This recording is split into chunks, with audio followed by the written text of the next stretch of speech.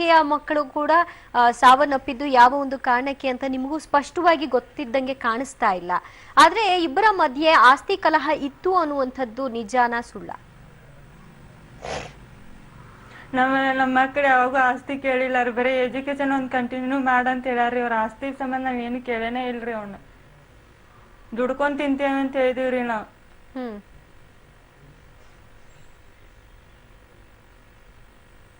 ಏನ್ ಮಕ್ಕಳು ಕೆಲಸ ಮಾಡ್ತಿದ್ರ ಅಥವಾ ಬರೀ ಓದ್ತಾ ಇದ್ರ ಹೇಗೆ? ಇಲ್ಲ ರೀ, NT ಕಲಿತಿದ್ದಾರಿ ದೊಡ್ಡವನು. ಅವ್ನ್ 100 ಮಾರ್ಕಸ್ ತಗೊಂಡಿದ್ದ. ಮುದ್ದಾಮ್ ಕರೀಸ್ ಕಾಲೇ ಲೆಕ್ಚರ್ ಏನೋ ತೋರ್ಸಾರಿ ನನಗೆ. ಮತ್ತ ಅವ್ರನ್ನ ಓದ್ಸೋದಕ್ಕೂ ರೆಡಿ ಇಲ್ಲ. ಅವರು ದುಡ್ಡು ಕೂಡ ನಿಮ್ಮ ಹತ್ರನೇ ಕೇಳ್ತಾ ಇದ್ರು. ಹ್ಞೂನ್ರಿ, ಹೊಳ್ತಿರಿ ಸುಳ್ಳು ಅಪವಾದ ಹೊರಸದ್. ಅವ್ರ ರೊಕ್ಕ ತುಡುಗ್ ಮಾಡ್ಯಾರಂತೆ ತಾನ ತಗೊಂಡ್ ಅವು ಹುಕ್ಕುರ್ ಮ್ಯಾಗ ಅಪವಾದ ಹೊರಸ್ತಿದ್ದಾರಿ. ಈಗ ಎಲ್ಲಿದಾರ ಅವರು? ಅರೆಸ್ಟ್ ಮಾಡಿದಾರ? ಏನು ಗೊತ್ತಿಲ್ಲ ರೀ. ಏನ್ ಅರೆಸ್ಟ್ ಮಾಡಿರೇನ್ರಿ? ಓದ್ ಹುಡುಗ ಬರ್ತೈತ್ರಿ. ಎಷ್ಟು 3 ಮಂದಿನ ಕೊಂದ್ ಬಿಡನ್ರಿ ಅವನಿಗೆ. ಮತ್ ನಮ್ ನೆಲೆನೇ ಇಲ್ಲಲ್ರಿ, ಇರಾಕ್ ನೆಲೆನೇ ಇಲ್ಲ ಈಗ ನಮ್ಗೆ.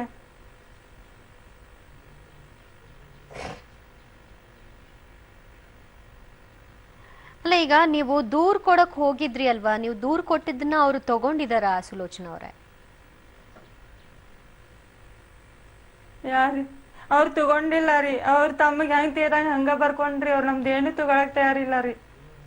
ಯಾಕೆ ಹಂಗೆ ಅಂತ ನೀವು ಕೇಳಲಿಲ್ವಾ? ನನ್ಗೆ ಎಲ್ಲಾ ರೀತಿಯಾದಂತ ಅಧಿಕಾರ ಇದೆ, ಒಬ್ಬ ನಾಗರಿಕನಾಗಿ ನೀವು ನಿಮ್ಮ ಪೊಲೀಸ್ ಆಫೀಸರ್ ಅಥವಾ ನಿಮ್ಮ ಡಿಪಾರ್ಟ್ಮೆಂಟ್ ಅಲ್ಲಿ ಕೆಲಸ ಮಾಡ್ತಿದ್ದಾರೆ ಅನ್ನೋದನ್ನ ಬಿಟ್ಟು ಒಬ್ಬ ಸಾಮಾಜಿಕ ಹಿನ್ನೆಲೆಯಲ್ಲಿ ಒಬ್ಬ ನಾಗರಿಕ ಇಂದ ಆಗಿರುವಂತಹ ಒಂದು ತಪ್ಪನ್ನ ದೂರನ್ನ ದಾಖಲು ಮಾಡ್ಕೊಳ್ಬೇಕು ಅಂತ ನೀವು ಕೇಳಲಿಲ್ವಾ? ನಿಮ್ಮ ಪರವಾಗಿ ಅಲ್ಲಿರುವಂತಹ ಸ್ಥಳೀಯರು ಕೂಡ ಮಾತನಾಡ್ಲಿಲ್ವಾ ಸುಲೋಚನಾ?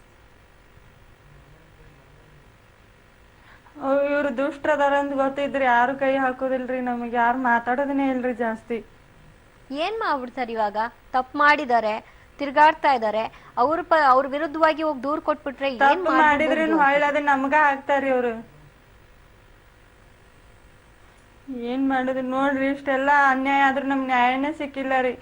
ಅನಾಥ ಹುಡುಗ ಹೋತ್ರಿ, ನಮ್ಗ್ ಸಿಗ್ತೈತ್ರಿ. ಅದ್ ನಾನ್ ದುಡ್ಡು ತಂದ್ ಹಾಕ್ತೇನೆ ಅಂತ ಕೆಲ್ಸ ಬಿಡ್ಸಿದಾರಿ ಅವ್ ನನ್. ನಾನು ನಿನ್ನ ಬ್ಯಾಂಕಿಯ ಜಿಗಿಬಹುದಾಗಿತ್ತಲ್ರಿ ಹುಡ್ಗನ್ ಜೋಡಿನ.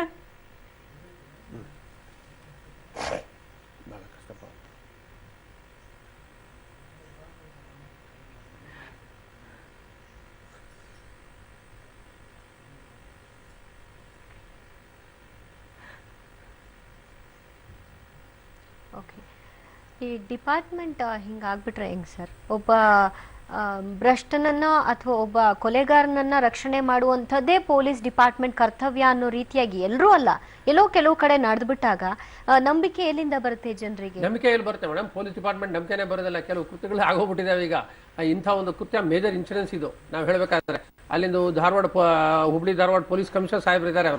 ಅವರು ಇದನ್ನ ಸೀರಿಯಸ್ ಆಗಿ ತಗೊಳ್ಬೇಕು. ಇದನ್ನ ಇಂಥದ್ದು ನೀವು ಹೇಳಿದಂಗೆ ಈಗ ಖಂಡಿತವಾಗಿ ನಮಗೆ ಒಂದು ಪೊಲೀಸ್ ಮೇಲೆ ಒಂದು ಅಪನಂಬಿಕೆ ಒಂದು ಬಂದ್ಬಿಟ್ಟಿರುತ್ತೆ, ಒಂದು ಕೆಟ್ಟ ಒಂದು ನಂಬಿಕೆ ಒಂದು ಬಂದ್ಬಿಡುತ್ತೆ. ಏನಪ್ಪಾ ಪೊಲೀಸ್ನವರು ಇಂಥ ಹೀಗಿದ್ದಾರಲ್ಲ, ಮೊದಲೇ ಪೊಲೀಸ್ ಮೇಲೆ ಸಾಕಷ್ಟು ಒಂದು ಅಪವಾದಗಳಿದ್ರಿಂದ ಈ ಒಂದು ಅಪರಾಧನೂ ಸಹ 2 ಹೆಂಡತಿಗೂ 1 ಹೆಂಡತಿಗೆ ಒಂದು ಸಾಯಿಸೋದಕ್ಕೆ ತನ್ನ ಮಗನನ್ನೇ ಪ್ರೇರಣೆ ಮಾಡಿದಾನೆ ಅಂತ. ಒಂದು 2 ಮದುವೆ ಆಗಿರೋದು ಒಂದು ಅಪರಾಧ, ಮಕ್ಕಳು 2 ಮಕ್ಕಳು ಸಾವನ್ನಪ್ಪಿವೆ. ಅದಕ್ಕೆ ಕಾರಣ ಏನು ಅಂತಂದ್ರೆ ಒಂದು ತನಿಖೆ ಸೂಕ್ತ ರೀತಿಯಲ್ಲಿ ಆಗ್ಬೇಕು, ಅದು ಆಗ್ತಾ ಇಲ್ಲ.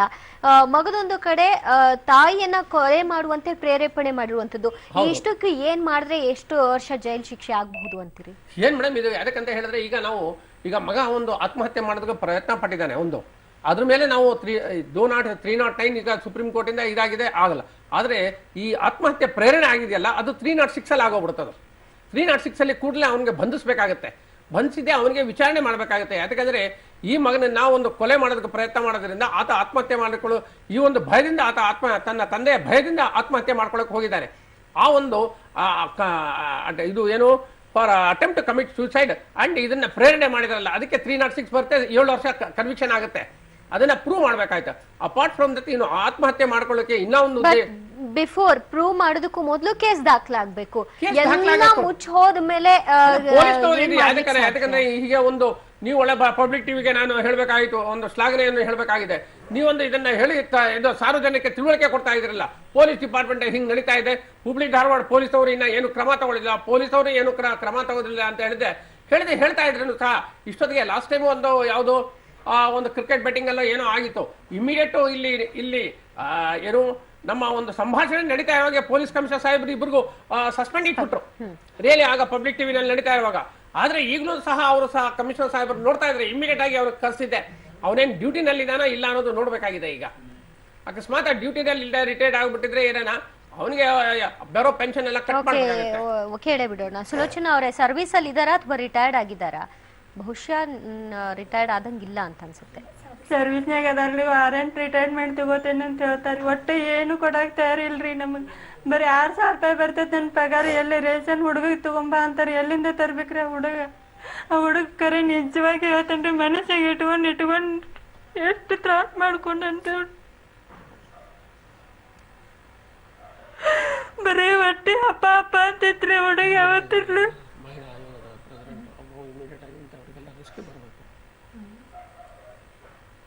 ನಿಮಗೂ ಮಾನಸಿಕವಾಗಿ ಹಿಂಸೆ ನೀಡ್ತಾ ಇದ್ರ ಸುಲೋಚನಾ ಅವರೇ? ಹೌದ್ ಬಿಡ್ರಿ, ಮಾನಸಿಕೇನ್ರಿ ಕೊಲೆ ಮಾಡಕ ಕರ್ಕೊಂಡು ಹೋಗಿದ್ರಿ ಅವ್ರ ರಾಮನಗರಕ್ಕೆ. ಸ್ವತಃ ಅವರೇ ನಿಮ್ಮನ್ನ ಕೊಲೆ ಮಾಡೋದಕ್ಕೆ ಟ್ರೈ ಮಾಡಿದ್ರಾ? ಹೌದ್ರಿ, ಟ್ರೈ ಮಾಡಿದ್ರು. ಕುತ್ತಿಗೆ ಸಿಕ್ಕಾಕೋ ಬಂದಿದ್ರಿ ಅವ್ರು ರಾಮನಗರ ಹತ್ತದ. ನಾನ್ ಹೊಳಾಗ್ ಬಿದ್ದಿಲ್, ಬಾವ್ಯಾಗ ಬಿದ್ದ ಇದನ್ ಮಾಡಿದ್ರಿ. ಮತ್ತೆ ಅದ ಪ್ರಕಾರ 5 ಹುಡುಗ ಕೊಂದಿದ್ದು ಹುಡುಗನ ಕರ್ಕೊಂಡು ಬಂದ್ರಿ. ಮತ್ ಡ್ಯೂಟಿಗೆ ಹಾಜರಾಗ್ಬಿಟ್ಟನ್ರಿ ಅವನು. ಸಿಕ್ಕಾಪಟ್ಟೆ ಅವ್ರಿಗೆ ರೊಕ್ಕ ಕೊಡ್ತಾನ್ರಿ ಬೇಕಾದವ್ರಿಗೆ. ಆದ್ರೆ ನಮಗಂತ ಏನಿಲ್ಲ ಬಿಡ್ರಿ, ನಾವ್ ಇದ್ದು ಸತ್ತಂಗ ನಮಗೇನ್ ಆಸೆನೇ ಇಲ್ಲ ರೀ, ಏನು ಇಲ್ಲ ರೀ. ಬರೀ ಬೈತನ್ರಿ, ಸ್ವಲಸ್ ಬೇಗಡ ಬೈತನ್ರಿ. ಅಂತು ರೇಷನ್ ತಗೊಂಡು ಏನ್ ಮಾಡುದ್ರಿ ನಾವು?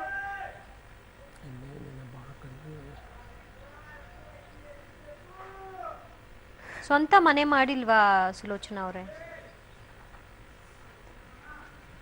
2 ಮನೆ ಅದಾವ್ರಿ, ನಮಗೇನು ಕೊಡೋದಿಲ್ಲ ಅಂತನ್ರಿ ಅವ್ನು. ನಿಮ್ಗೇನು ಕೊಡೋದೇ ಇಲ್ಲ, ನಿಮ್ ಪೂರ್ತಿ ಫುಟ್ಪಾತ್ನಾಗ ಬಿದ್ದು ಹೋಗೋಂಗ್ ಮಾಡ್ತೇನೆ ಅಂತಂದ್ರೆ ಅವ್ನು. ಕಮಿಷನರ್ಗೆ ಟ್ರೈ ಮಾಡೋಣ, ಅವರು ದೂರವಾಣಿ ಸಂಪರ್ಕಕ್ಕೆ ಸಿಕ್ಕರೆ. ಯಾಕೆ ಈ ಪ್ರಕರಣವನ್ನ ಇನ್ನೂ ದಾಖಲು ಮಾಡ್ಕೊಂಡಿಲ್ಲ, ಇನ್ನೂ ಕೆಲಸದಲ್ಲಿ ಹೇಗಿದ್ದಾನೆ, ಹೇಗೆ ಇದನ್ನ ಒಪ್ಕೊಂಡಿದ್ದೀರಿ ಅಂತ ಕೂಡ ಕೇಳೋಣ. ಓಕೆ, ಒಂದು ವಿಚಾರ ನಾವು ಮಾತನಾಡಲೇಬೇಕು. ಆತ್ಮಹತ್ಯೆ ಮಾಡ್ಕೊಳ್ಳೋರಿಗೆ ಅಷ್ಟೊಂದು ಧೈರ್ಯ ಹೇಗೆ ಬರುತ್ತೆ?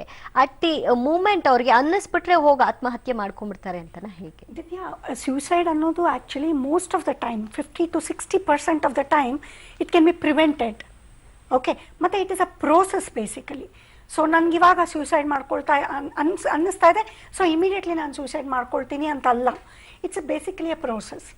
ಸೊ ಫಸ್ಟ್ ಏನಾಗುತ್ತೆ, ಸ್ಯೂಸೈಡ್ ಥಾಟ್ಸ್ ರಿಪೀಟೆಡ್ ಆಗಿ ಒಂದ್ಸಲಿ ಬಂದು ಹೋಗ್ತಾ ಇರುತ್ತೆ. ಲೈಕ್ ಏನೋ ನನಗೆ ಇವತ್ತೆಲ್ಲೋ ಅನಿಸ್ಬೋದು, ಓಕೆ ನಾನು ಇವತ್ತು ಸೂಸೈಡ್ ಮಾಡ್ಕೋಬೇಕು, ಯಾಕೋ ನನ್ನ ಜೀವನದಲ್ಲಿ ಎಲ್ಲನೂ ನಾನು ಅಂದ್ಕೊಂಡಿದ್ದ ಥರ ಆಗ್ತಾ ಇಲ್ಲ ಅಂತ ಅನಿಸುತ್ತೆ.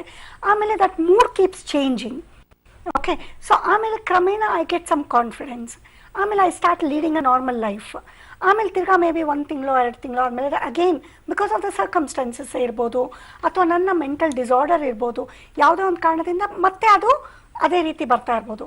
ಸೊ ಈ ತರ ರಿಪೀಟ್ ಅಭಿಷೇಕ್ ಐ ಥಿಂಕ್ ಕಾಲ್ ಇದೆಯಾ? ಇಲ್ಲ, ಕಟ್ ಆಯ್ತು. ಓಕೆ, ಸೊ ಈ ತರ ರಿಪೀಟೆಡ್ ಥಾಟ್ಸ್ ಬಂದಾಗ ಅವರು ಯಾರ ಹತ್ರನಾದ್ರೂ ಕ್ಲೋಸ್ ಫ್ರೆಂಡ್ ಹತ್ರನೋ ಏನಾದರೂ ಹೇಳ್ಕೊಂಡಾಗ ಆ ಕ್ಲೋಸ್ ಫ್ರೆಂಡ್ ಅದನ್ನ ರೆಕಗ್ನೈಸ್ ಮಾಡಬೇಕು. C suicide can be prevented. So ಅದಕ್ಕೋಸ್ಕರನೇ ಇರೋದು ಸೂಸೈಡ್ ಹೆಲ್ಪ್ ಲೈನ್ ಎಲ್ಲಾನು. ಸೊ ನಾ ಹೇಳೋದೇನೆಂದರೆ, ಜೀವನದಲ್ಲಿ ಕಷ್ಟ ಸುಖ ಅನ್ನೋದು ಎಲ್ಲರಿಗೂ ಬಂದೇ ಬರುತ್ತೆ, ಎಲ್ರಿಗೂ ಪ್ರಾಬ್ಲಮ್ಸ್ ಇರುತ್ತೆ. But suicide is not the answer. So ಇದನ್ನ ನಾವು ಏನಂದ್ರೆ ಲೈಕ್ ಇದ್ರ ಬಗ್ಗೆ ನಾವು ಕಾಲೇಜಸ್ ಅಲ್ಲಿ, ಸ್ಕೂಲ್ಸ್ ಅಲ್ಲಿ, ಮೀಡಿಯಾದಲ್ಲಿ we have to tell people. Okay, so suicide is not the answer. ಮತ್ತೆ ಬಂದ್ಬಿಟ್ಟು ಸೂಸೈಡ್ ಟೆಂಡೆನ್ಸಿ ಬರ್ತಾ ಇದೆ ಅಂದ್ರೆ don't take it lightly. So first ಅದು once in a while thought ಬರ್ಬೋದು. ಆಮೇಲೆ ಅವರ ಸುತ್ತಮುತ್ತ ಇದ್ದವರಿಗೆ ಅದು ಕೆಲವರು ಏನಂದ್ರೆ they become all of a sudden very introverted. ಚೆನ್ನಾಗಿ ಮಾತಾಡ್ತಾ ಇರ್ತಾರೆ, ಎಲ್ಲ ನೋಡ್ತಾರೆ. ಇದಕ್ಕಿದಾಗೆ 1-2 ತಿಂಗಳಿಂದ ತುಂಬ ಇಂಟ್ರೋವರ್ಟ್ ಆಗ್ತಾರೆ. ಮತ್ತು ಇದಕ್ಕಿದಾಗೆ ಮಾತಾಡೋಕ್ಕೆ ಶುರು ಮಾಡ್ತಾರೆ, ಅಯ್ಯೋ ನನ್ನ ಜೀವನದಲ್ಲಿ ಯಾಕಿರಬೇಕು, ನಾನು ಈಗ ಬದುಕಿದ್ರೆ ಇನ್ನೊಂದನ್ನ ನಾವು ಗಮನಿಸಬೇಕು ಡಾಕ್ಟರ್, ದಿನನಿತ್ಯ ಒಂದ್ ರೀತಿ ನೋವಿನ ವಾತಾವರಣ. ಎಲ್ಲಿ ಅಪ್ಪ ಬಂದು ಅಮ್ಮನಿಗೆ ಹೊಡಿತಾರೋ ಅಥವಾ ಅಮ್ಮನ ಕೊಲೆ ಮಾಡು, ಅಜ್ಜನ ಕೊಲೆ ಮಾಡು ಅಂತ ಹೇಳ್ತಿರೋರು ಯಾವ ಕ್ಷಣದಲ್ಲಿ ಏನ್ ಬೇಕಾದ್ರೂ ಮಾಡಬಹುದು ಅನ್ನುವಂತಹ ಒಂದು ಆತಂಕ ಇದ್ದಾಗ, ಮನೇಲಿದ್ದವ್ರಿಗೂ ಕೂಡ ಡೈಲಿ ಅದೇ ರೀತಿಯಾದಂತಹ ಒಂದು ಮೂಡ್ ನ ನೋಡ್ತಾ ಇದ್ದಾಗ ಏನು ಬದಲಾವಣೆಗಳು ಅನ್ಸಲ್ಲ, ಅಥವಾ ಅವನು ಆತ್ಮಹತ್ಯೆ ಮಾಡ್ಕೊಳ್ತಾನೆ ಅಂತ ಅನ್ಸಲ್ಲ, ಅದನ್ನ ತಡಿಬೇಕು ಅಂತಾನು ಗೊತ್ತೇ ಆಗೋದಿಲ್ಲ. ಸೊ ಈ ಸಿಚುವೇಶನ್ ಬಹುಶಃ ಹಂಗೆ ಇದೆ ಅನ್ಕಾಣ್ತಿದೆ. ನಾನು ಹೇಳ್ತಾ ಇರೋದು ಏನಂದ್ರೆ ಬರೀ ಅವ್ರ ಮನೇಲಿ ಮಾತ್ರ ಅಲ್ಲ, it can be with the friends, it can B in the school, it can be with the relatives.